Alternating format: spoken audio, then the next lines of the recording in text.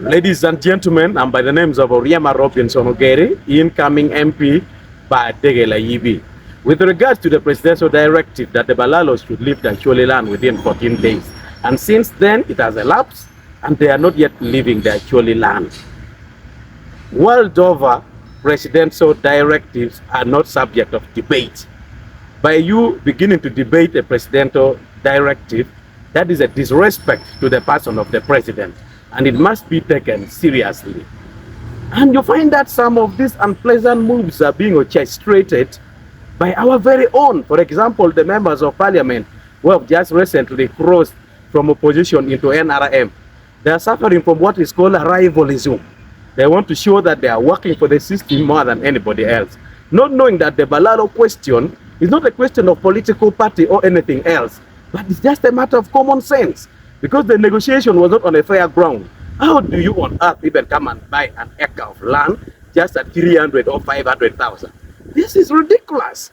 So these members of parliament, they went as far as even being co-opted into some of the Balalo's SACCO scheme, like the Amagalo SACCO, which is being owned by the Balalos. They are even going overboard to the extent of paying people in a scheme called Balalo must stay. These are the people who are now fighting for the rights of the Balalos. They are buying everybody so that the Balalos do not leave our land. My sentiment towards these members of parliament is more of a pity. I pity them.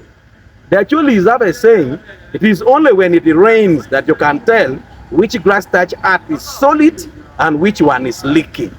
These members of parliament are like a leaking grass thatch earth. Good enough, we are going towards a period of electioneering. They actually have the final say. They are going to pass a verdict from the person, and that is when they will get to realize that they made the worst decision ever.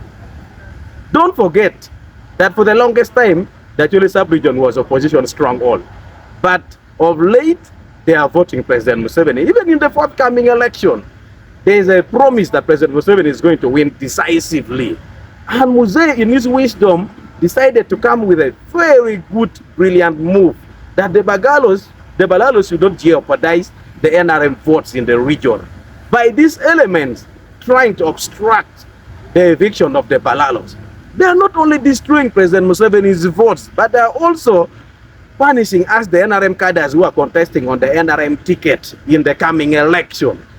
That is why we are saying, as a society, as a people, we should all stand together as one and say, Balalo must go, and people start using their land effectively. Communal land is not there for grab. It is to be used by the entire community without one person trying to claim ownership. Thank you so much.